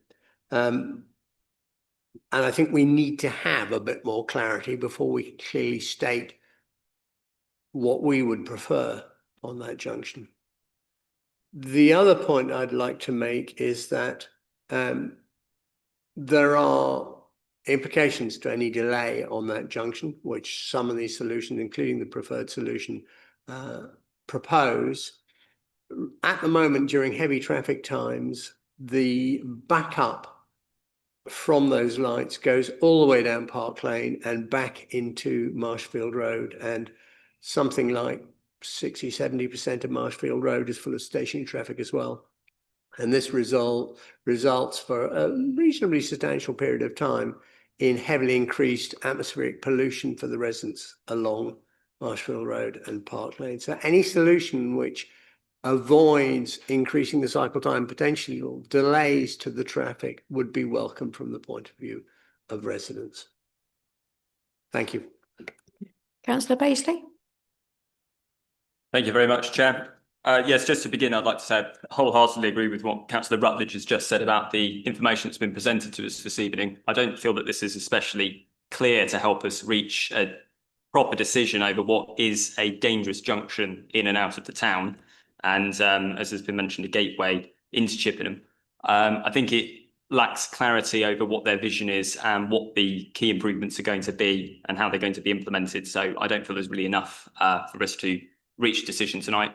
Not to mention that it feels that there's been inadequate public consultation about what people from the area would like to potentially see, and people who use the junction every day think would be viable improvements. And as a final comment, I think perhaps an option just to consider what the benefit of pushing the roundabout back in might be, because I constantly hear comments from people that this change was unnecessary, it hasn't improved much, there have been many more accidents, there hasn't been a significant reduction in traffic, certainly from my perspective that I've seen. So I'd like to see when this comes back what the actual improvement has been since it has been removed. Thank you. Okay, I am aware of the time. We'll go to Councillor Paul, we go to Councillor Murray, we go to Councillor Cousins. However, please stay on track for your comments. Thank you, Chair. Where can I start? What comments can I politely say about Wiltshire Council management of the traffic in the centre of Chippenham? Well, let's start at what we got on the agenda. I quite agree with Councillor Rutledge, what he's saying. To try to make any conclusion to the comments made on the comments by the traffic engineers at Wiltshire Council, I would find very difficult. Any changes to the traffic lights, basically what I would like to see is a large lorry come from County Hall, come over to Chippenham, knock all the traffic lights down and take them back to Wiltshire Council and tell them to stick them, be honest with you, because strong words, I know I'm going over the top. However, we've seen this now in the centre of Chippenham for a long time now, going from Station Hill to New Road to this junction we're talking about at the Little George junction. Overcomplicated systems, traffic light after traffic light causing congestions, basically putting people off coming into Chippenham because of the wretched traffic lights and the traffic congestion. I've had enough as a local councillor, basically, and I think it's about time we actually looked at this and said, look, Wiltshire Council, we've had enough in Chippenham. You've created the problems in Chippenham. It's about time you bloody well come over here and sorted it out. Thank you, Chair. Thank you, Councillor Paul. Councillor Murray. Thank you. I think that the way the options were presented wasn't greatly helpful because they didn't sort of make it clear how they differed. It was just sort of a narrative that around each of the options that didn't seem to match up very well. But and I asked for a simple table, which I suggested. I think it's been sent to you, but it's obviously too late for this meeting, where it just shows very simply the differences between the options. But my understanding is that options 4 and 5 would be the one that prevents what everybody has been complaining about, which is cars that are turning right from Park Lane into Foundry Lane, which is in my ward, so I get residential complaints about it as well. That by having a separate green light for those to go through without cutting across the traffic coming down Langley Road was the solution that would offer the safety that everybody was looking for. However, that lengthens the cycle time in terms of the traffic lights changing. So, and options 4 and 5, I did sort of ask how they differed, and I got a response that option 4 provides a dedicated pedestrian face, so the traffic stops altogether while pedestrians cross, whereas 5 does separate pedestrian stages, but it all takes about the same time, so it's just different ways of doing the same thing. So option 4 and 5 sound fairly similar. So it is a question of, do we want slightly longer dwell times? And I think the extra 30-second cycle results in a 10 to 20 second increase in waiting times at any particular junction on average. So it's not a massive addition to waiting times. Or do we want a safer junction where we're not going to get these crashes and near misses and the dangerous things that are happening all the time on that junction? That's what it comes down to. So I'm inclined to support option 5, to be honest, because I think it does achieve that safety. Or at least trial it. Maybe we could suggest that, because if it doesn't result in the short delays that they say it will, and it's actually worse than that, then we can think again. Thank you. Councillor Cousins. Thank you. So listening to what everybody else has said, making great points. My main consideration is safety upon the junction. Pedestrian safety, cars turning right currently, almost sort of U-turning around down New Road means they're put in conflict when people are going across the pedestrian crossing there. We've got a major issue there with people potentially being hit by cars. So safety of pedestrians, I think, is my top priority. I think we had some fantastic comments earlier from our contributors here. And something which was said was the actual design of the junction and the clarity and people not understanding the junction. And I think that is something which our traffic engineers really need to go away and look at and do, because if they make it clearer and easier to understand, people will pass through the junction more quickly. There'll be less stop-start driving, manoeuvring and slowing down the whole process of cars going through. But through with a little bit of change, or maybe a large bit of change to the design and the clarity, we'll get a far more efficient junction happening. Thank you. Right, so we go to the last two comments, quick comments if you can.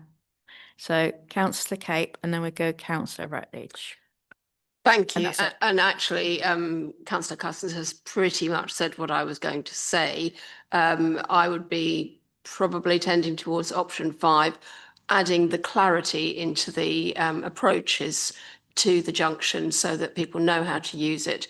And absolutely pedestrian safety has to be important. If queues build up, we will get it in the neck. We can guarantee that. So anything that can be done to reduce queuing, it would be welcome, but safety has to be first. Thank you, Chair. Just a final, just for clarity, because of something that Councillor Murray said, and this is picking up this thing that actually one of the serious problems that's going on at the moment is that people are illegally U-turning back down New Road. And that creates a risk because on the current setup, that's at the same time as pedestrian crossing is enabled on New Road. So cars are coming round the bend illegally and immediately encountering pedestrians. Thank you. That's all. Okay, so I'm going to call an end to that one. So are we all happy with the comments that we've given to send over to Wiltshire Council? Which ones? We need to narrow that down. Right.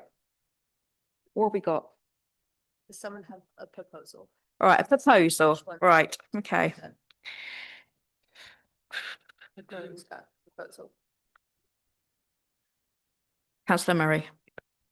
I propose then that we say that we would, in principle, support option 5, with subject to a much clearer signage and other measures being taken to ensure people understand the junction better, and subject to it being trialled to see if it significantly affects times. Is that good? Okay, Thank you. second, Councillor Cape, second. Okay. If I could say something Quick one. possibly to add to that, I think it would be important that we have the traffic engineer here and we could talk to them and explain what we're saying. Yeah, thank you. So are we all happy with that proposal? Fabulous. Right. So we go on to item 10.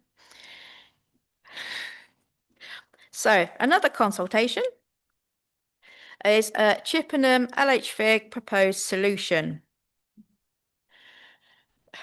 And this is to consider whether to support proposed solutions from Chippenham LHVIG for changes to waiting restrictions on Old Hardinghewich Lane.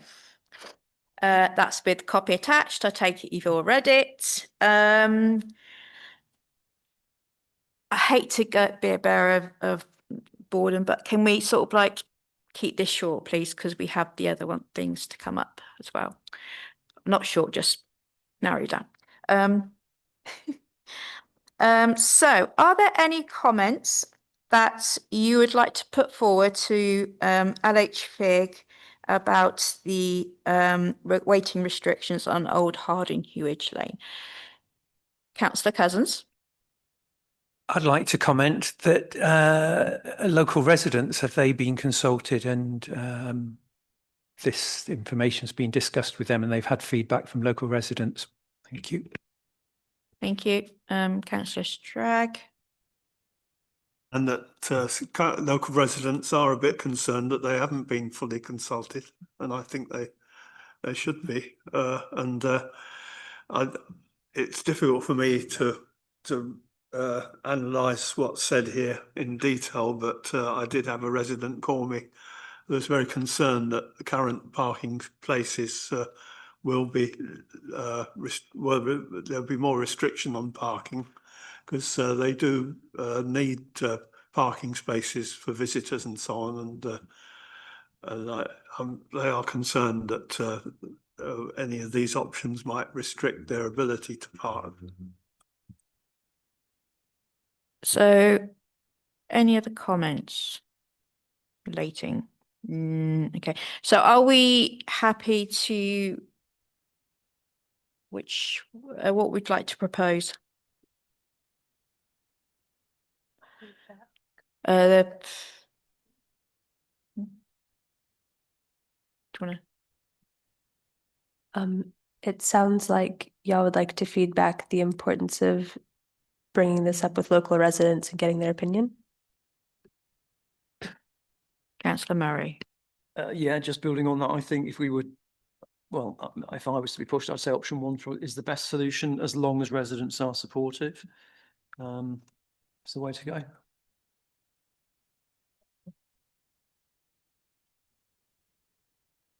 Hey, we've got cookies. So do we have a proposer? Do we have a seconder? Councillor Cape. And all in favour of sending those comments over? All that? Fabulous. There we go. Right. Item 11 on the agenda, and that is Chippenham LHVIG Highway Improvements Requests. To receive and consider a report from Democratic Services Officer regarding highway improvement requests received by the Town Council, copy attached. Please say you've all read it. I will now hand over to the officer to present the report. Sadie. Hello, I'm back, gang. All right, so the purpose of this report is to consider highway improvement requests that have been submitted to the Town Council for consideration. And for each request, Council is asked to consider, is the request supported? Are there any comments regarding the request? And if the request is not supported, what is the reason? I'm just going to go through them real fast, and then I'll let Claire take over, the chair take over, and actually get through them. So the first one is number 175, which is located at Hungerford Road. And the issue is drivers are speeding down the road while distracted on their phones / sat nav. And this poses a high risk, especially to children, because the road is frequently used by families and children accessing John Coles Park, and school children walk to and from on the road to get to Hardin Hewish, and then lots of families live on the road as well. This has been going on for at least 6 months, and the improvement request is road safety sign to highlight the presence of children and or changing the speed limit. Next we have reference 176. That is at Greenway Park. This is a residential cul-de-sac off the Malmesbury Road, which is close to the Chippenham train station, and parking situation has gotten worse since the station hub step 3 access on the north side has been completed, which displaces all-day commuter parking onto the road, resulting in vehicles parked closely to Malmesbury Road Junction and obstructing visibility when pulling out of the cul-de-sac. And it's been going on since at least 2021.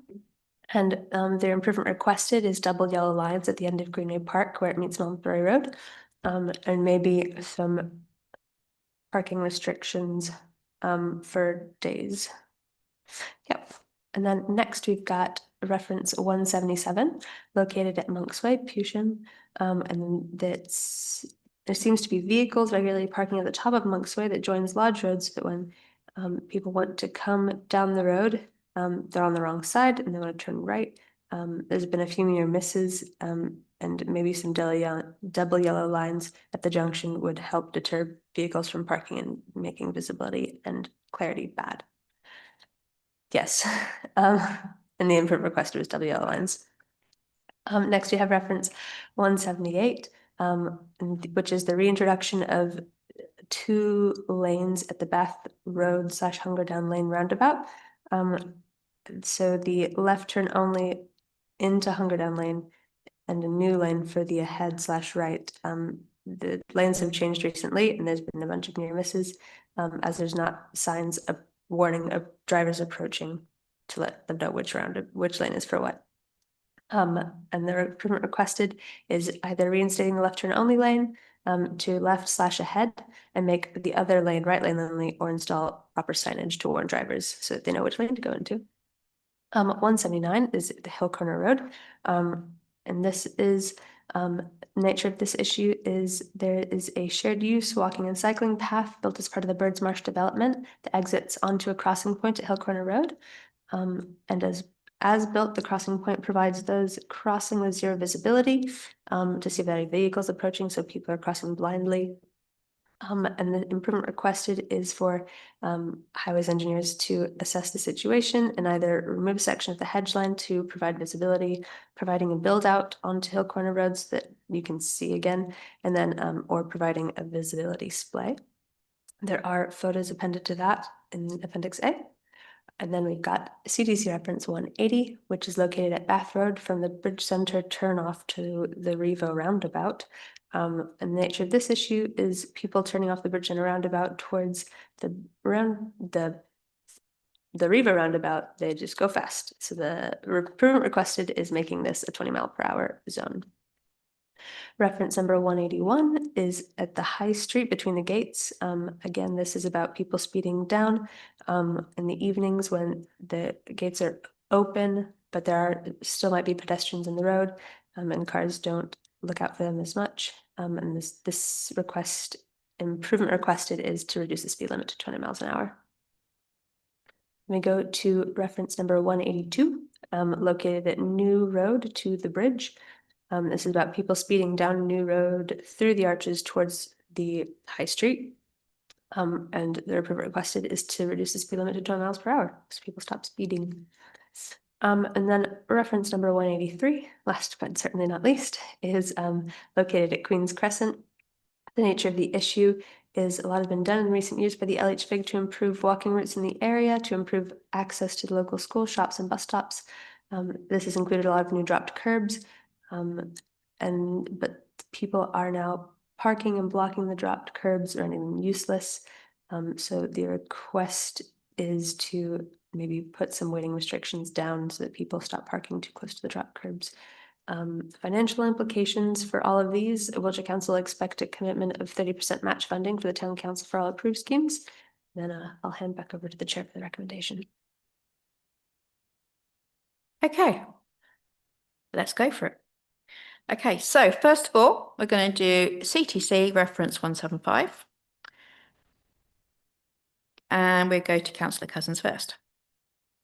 Thank you. A general comment about these before we talk about this one in particular I talk about this one in particular. A number of these applications, not all of them by any means, but a number of them are just from one person. And who knows what the views of all the other people on the street are. We're in a system here where one person can control what happens within an area. And I think there should be an element of consultation to see what other people in the area feel. So moving on to the Hungerford Road. The person who submitted this hasn't contacted me. I don't know if they've contacted Catherine as the ward councillor on here. So I've not got any further information other than what is on here. So based upon this information and my knowledge of this road, there's a pavement on the road. So I don't understand the issue about people walking with children and pushchairs and whatever, because there's a pavement and it's very much separated from where any vehicles might be going. Hungerford Road is relatively short. So I'm not sure that safety signage is helpful, but I do think 20 mile an hour on that road and the other roads around the Wedmore Crescent area, which has come up previously, is a priority to consider. Thank you. Okay, anyone else? Councillor McDermott? Yep. I haven't been contacted about this, so this is the first I'm hearing about it. I agree with Councillor Cousins. I've been contacted before about the roads joining up to Wedmore Avenue and the Crescents, and I believe it should be a 20 mile per hour.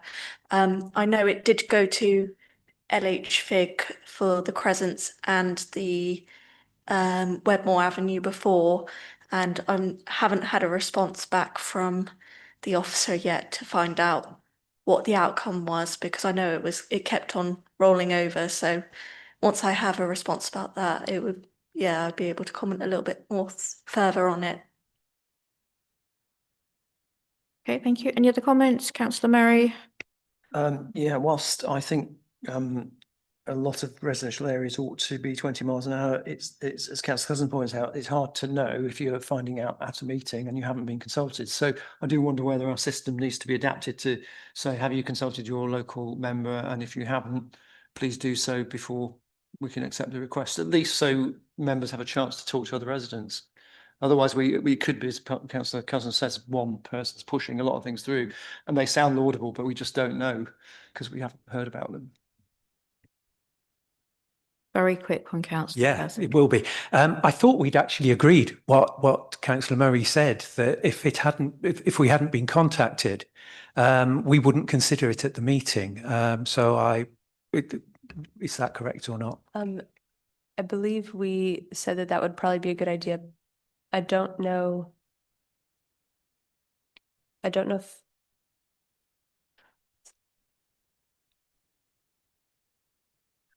we agreed something along those lines,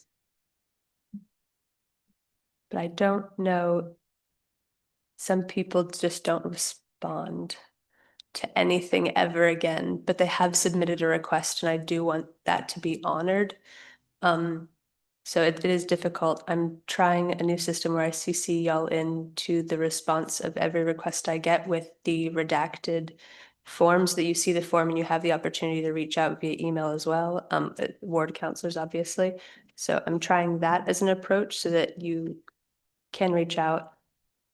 But I haven't been not putting them on the agenda if they've not reached out to you, just in case, because I also don't get responses sometimes, but I want the issues to be addressed.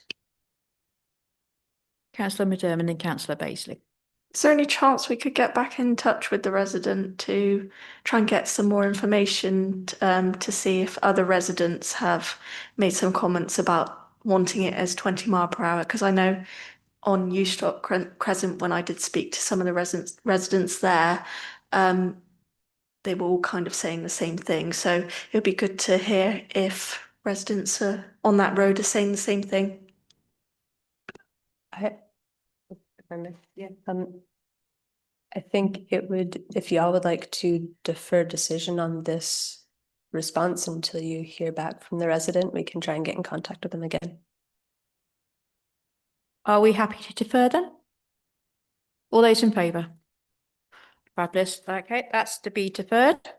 Sorry, Chair, if I may quickly, I did have an unrelated comment about it. I just wanted to express to the room, I do feel we should definitely consider all of the applications that are put forward to us, but members of the public should be aware that if they don't consult with us in advance, it's less likely that we're going to have all the information we need, and less likely that we will be able to put these forward to LHVIG. So, but I definitely think we should be considering them come what may. Thank you, Councillor. Okay, so that one's been deferred. So we go on to CTC reference 176. Any councillors' comments for this one? Councillor Cousins. Thank you. So this is Harding Hewish as well. Same situation as the previous one. I've not been contacted by the person who's put it forward, so I'm not sure whether it's one person or there is a number of people who are discussing this. So I propose we defer this one as well till we get further information. Councillor McDermott. I did actually have an email from a resident about this one, so I did have a little bit more information. They said it's a very busy road on Malmesbury Road, and also the fact that people use the park like for special events and on Sundays, and parking their car there when they're going elsewhere, it can be quite difficult. So I don't have anything against this one. Quick. Yeah, well, with that extra information, I mean, that makes it different. I'm completely in agreement with the double yellow lines around the corner. I'm less in agreement with restricting parking upon the road because people need to, excuse me, park their cars in different places. So parking restrictions, I'm not so sure about. So are we happy to support this one? Councillor Murray. Are we sort of saying that we would support them going back to investigate further, or are we supporting them to go ahead?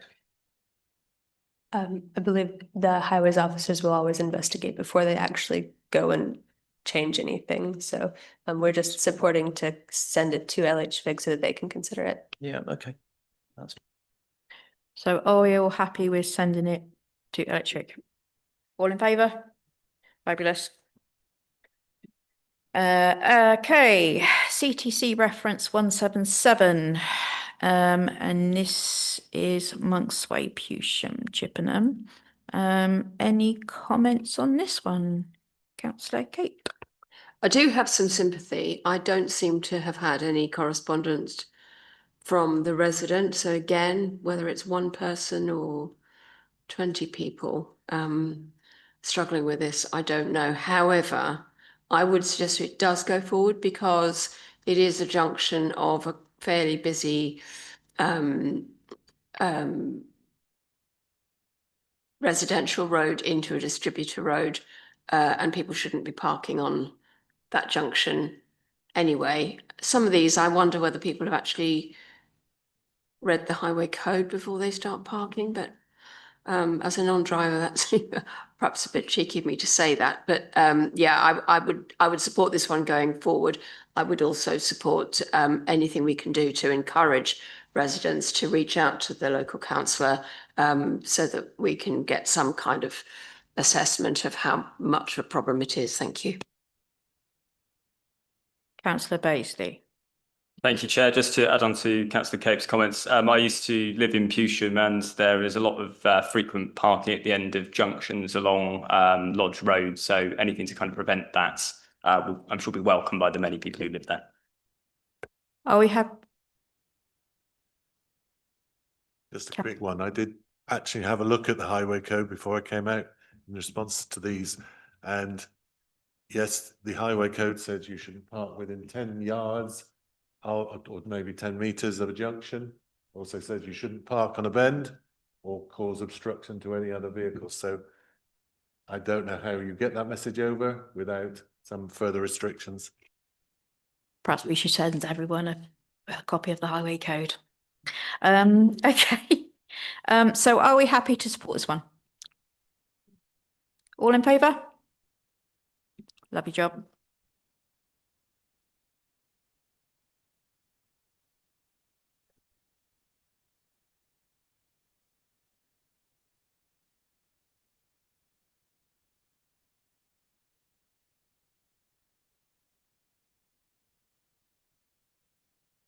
Okay, looking at the time, I am proposing we extend this meeting an extra 15 minutes. After proposer. Oh, I'm the proposer, yeah. I need a drink. Seconder, Councillor Bragg. All in favour of extending? Fabulous. Right, so where did we get to? Oh, 178. Okay. So CTC 178, and this is the Bath Road and Hunger Down Lane roundabout, Seapen Park and Hunter's Moon. Any comments from or questions from councillors? Councillor Massey. Thank you, Chair. I received an email from Lawrence Cable regarding the current design of the road markings at the Pheasant Roundabout. This design will have been done by Hunter's Moon developer in conjunction and approved by the Wiltshire Council Highways Department management team. Any remedial works required should therefore be funded by the developer or centrally by Wiltshire Council and not from the LHFIG budget. That's his concern. Somebody else should be paying for it. Thank you. Councillor Owen. Thank you, Chair. It's an emotive subject amongst residents. They've waited 6 years to have the roundabout fixed and it's nearly there, but not quite right. I was involved in a near miss the other day with somebody who went straight on from the left lane. I suppose the issue is that if you put some markings on the roads, people can't always see them unless they're on top of it. If you don't put markings, it seems to work. But I think now there are markings, they've either got to be changed or the right signage has to be in place. And I would echo Councillor Massey's point that since the developer was the party responsible for paying for that, they should finish the job off rather than come from the public purse. Thank you, Chair. Councillor Paisley. Thank you very much, Chair. Yes, I just wanted to make my thoughts known that I think this is an incredibly poor contribution to the infrastructure of the town, and the contractor who's put this in should really have a serious review at the kind of level of work they put in, because the lines, the way they're painted, just means that the cars will constantly be undercutting each other. There was no signage put in initially, which means it's unclear for people who live here, people visiting the town. Overall, a dangerous situation to have created, and I don't feel that we should be the ones paying to rectify this situation. Thank you. Councillor Bragg and Councillor Paul. I'd like to echo the comments of my fellow ward councillors on the same thing. I move that we do not send this to LHVIG because it should be done by the developers who put it there in the first place. So I'm proposing that as we do not send this to LHVIG. Councillor Paul. Thank you, Chair. Yeah, just to clarify, we're talking coming from Bath to turn either left into Hungerdown Lane, which you stay in the left lane, or you go into the right lane to carry straight on towards Chippenham. I personally think it's very clear, and I don't think there's what the fuss is about, really. It seems very clear. The markings on the road are very clear, and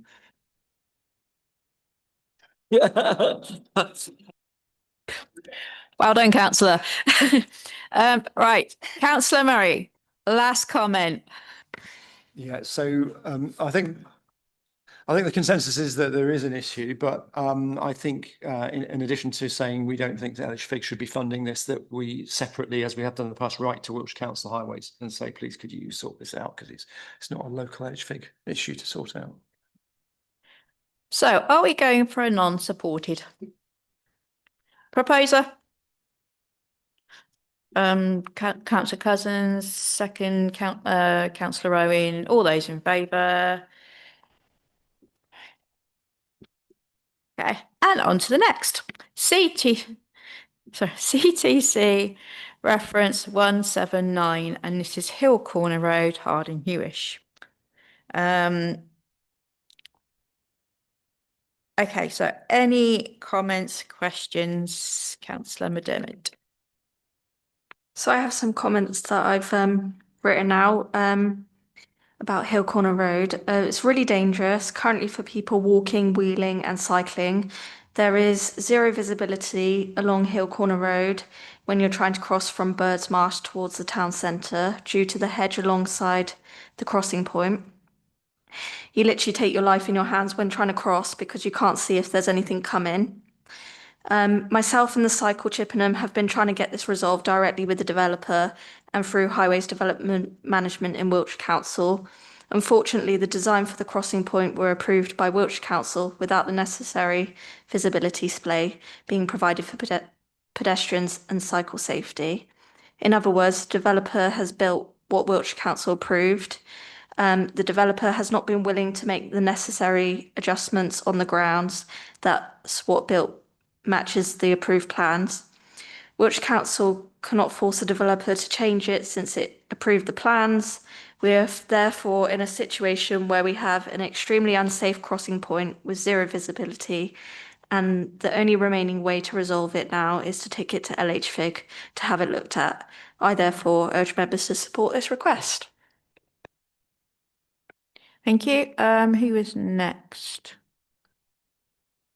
Councillor I Cousins. just second that proposal that we put it forward. That's Okay. So the proposed was. Oh God, it's been a day. Yes. Take it forward. Yeah. Are we supporting it? Yeah. A proposer, seconder, all in favour? Fabulous. Right. Just 3 more to go. CTC reference 180, and this is Bath Road from Bridge Centre, turn off to Revo, roundabout Hardens and Central. Any comments or questions, Councillor Strag? Though I doubt very much actually if cars really go more than about 20 miles an hour between the Bridge Centre and the Revo. I would be in favour of making the town centre 20 miles an hour. And I recall you mentioned what Councillor Henning said about 20 mile an hour limits, but a lot of this should be considered in the whole rather than in individual items like we have here. Thank you. Councillor Owen. Thank you, Chair. I did have a look at the crash stats website, and there was just one crash recorded, and I think it was on the junction of the exit of the car park from Alliance Farmer and the A4. So, as if there is going to be a town-wide change of speed limit, I feel we should wait for that rather than pick up pieces like this piecemeal. I think people coming off the roundabout probably don't have a great deal of opportunity to speed, and if there is buses and traffic lights and a roundabout, that's an awful lot of hardware that's slowing cars down anyway. So I wouldn't support this. Any other comments? Councillor Murray. Yeah, I disagree with my learned colleague. I think I have seen people speeding along there. I mean, it's not during when there's lots of traffic, but it's sort of boy races at other times, shooting. Yeah, which is very dangerous, and I think that is so central to town. All three of these are so central to the town centre that it's a good place to start. You know, I don't think blanket imposition is the right way to go. I think let's bring people with us, and I think these are really sensible. So I think we should support them. Thank you. Councillor Paisley, last comment. Just quickly, I'm sure most people here will have seen the implementation of 20-mile zone in Caution, just along the centre of the town. It's really effective and is acknowledged by people. We could have that in Chippenham as well. People would be respectful of it, and it would make the town a safer and more enjoyable place to visit. Thank you. So are we looking to support this? I'll propose it. Okay, right. Proposer to those who support it. Right, so you're proposing to support it. You're seconding it.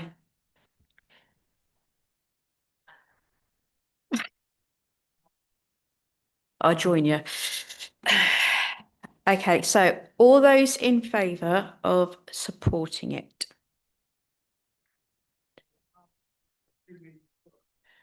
Sorry. What Supporting this the individual one or doing it wholesale? no. This is in the yeah. Right, so all those in favour of supporting it?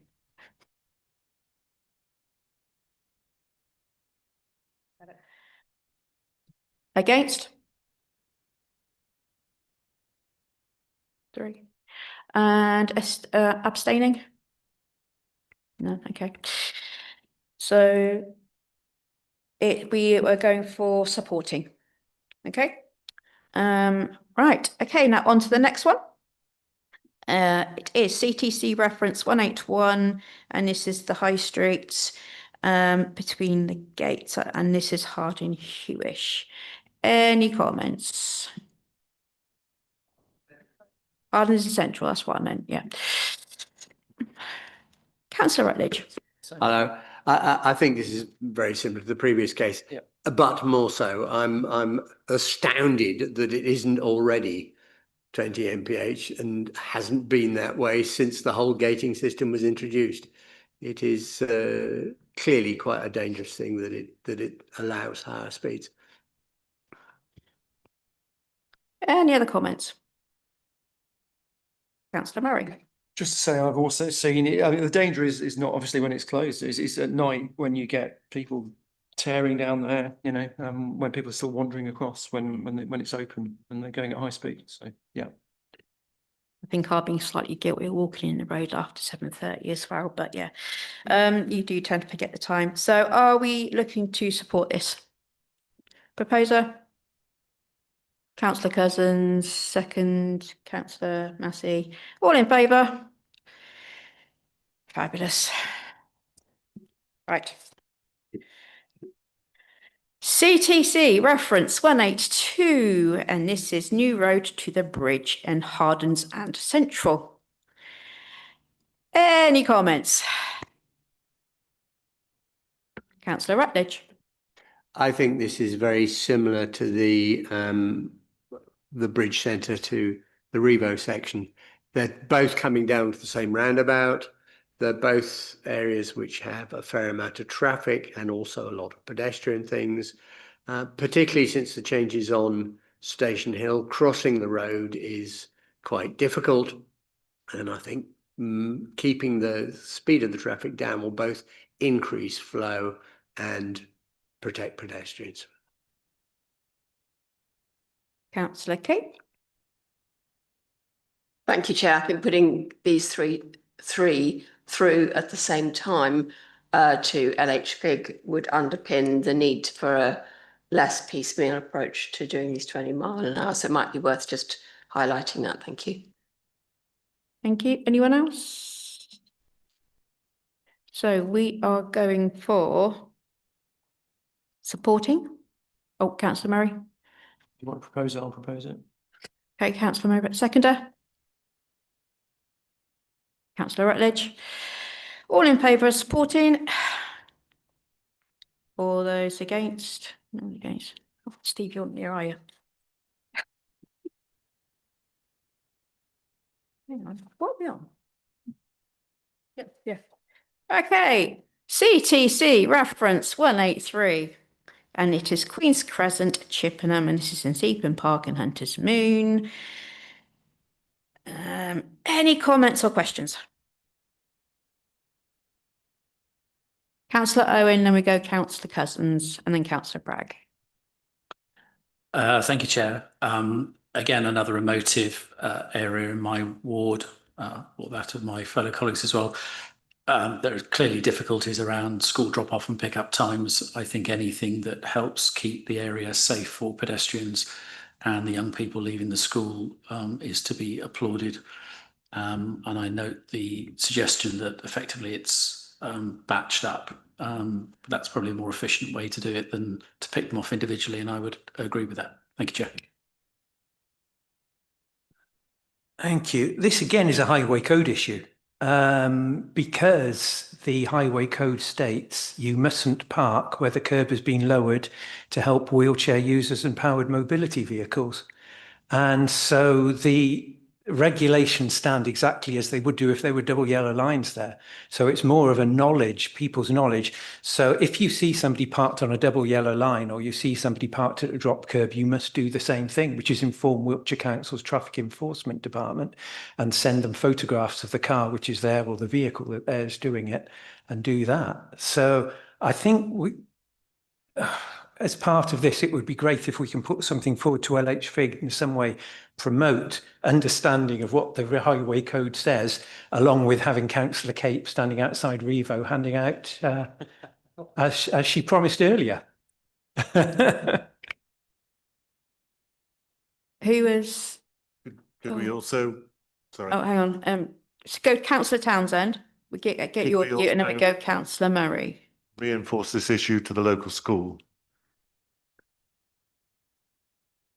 Right, so are we looking to support this? Ask a question because I'm not sure that the traffic regulations apply equally to drop curbs as they use W line. So you can, as a disabled user, stop on W line. You can unload for up to 20 minutes on W line. I'm not sure that's true of on drop curb. No, so there is different. There are differences. So yeah, that's a good point. But I don't know where that takes us anyway. Just thought I'd point it out. Councillor Bragg. As my other councillor said, it's Rule 243 of the Highway Code. It prevents people from doing this. I think putting up a sign when there's already a regulation that says it's an enforcement issue, so it needs to be enforced. We need to get people to just go along and clap tickets on it. Putting a sign up saying "Don't park here" isn't going to automatically dispense a ticket. It still needs enforcement, whether there's a sign up, not a sign out. It's a drop curb, so it shouldn't be parked in front of. Councillor Massey, last comment.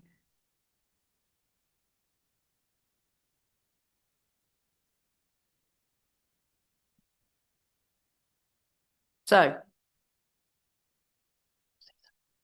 Okay. Are we? God, got a headache. Right, do we have a proposal? Councillor Owen. You're Your proposer? Yeah, you're proposing seconder? What's the proposal? Oh, but what's the proposal? It's been a long day. Putting Putting it, CTC 1834 to LHVIC. putting it forward, yeah? Proposal. All right, seconder, councillor Murray, all in favour of putting it forward? Did we want to include comments about making sure people know about the highway code? And if needs be, someone will just be up there with a highway code to show them, you know, reinforce. Okay, right, now, the following items are to note. Questions may be asked for clarification only. So the neighbourhood, item 12, neighbourhood plan monitoring report is to note a monitoring report as agreed by the neighbourhood plan monitoring subcommittee reviewing the effectiveness of neighbourhood plan, copy attached. Any clarifications? Nope. Revised monitoring plan to note the revised neighbourhood plan monitoring plan as agreed by the neighbourhood plan monitoring subcommittee, copy attached. No hands up. 14, delegated decision to the decision to made under delegated authority by the chief executive as set out in standing orders, section 11, regarding providing a consultation response for the Chippenham Half Marathon, copy attached. Any clarifications? Nope. Number 15, temporary street closure and traffic management. Okay, to note the following. One is temporary closure of Wood Lane part on 27th of August for 1 day, copy attached. And items for communication, to consider any items for communication to this meeting to the public. Do we have any items for communication? No? Highway code, maybe, you know. To consider any questions or actions from this meeting to refer to the Youth Council for their opinion and response. No. 17, date of next meeting. The next meeting of this committee will take place on the 6th of August 2026 at 7 p.m. I declare this meeting closed.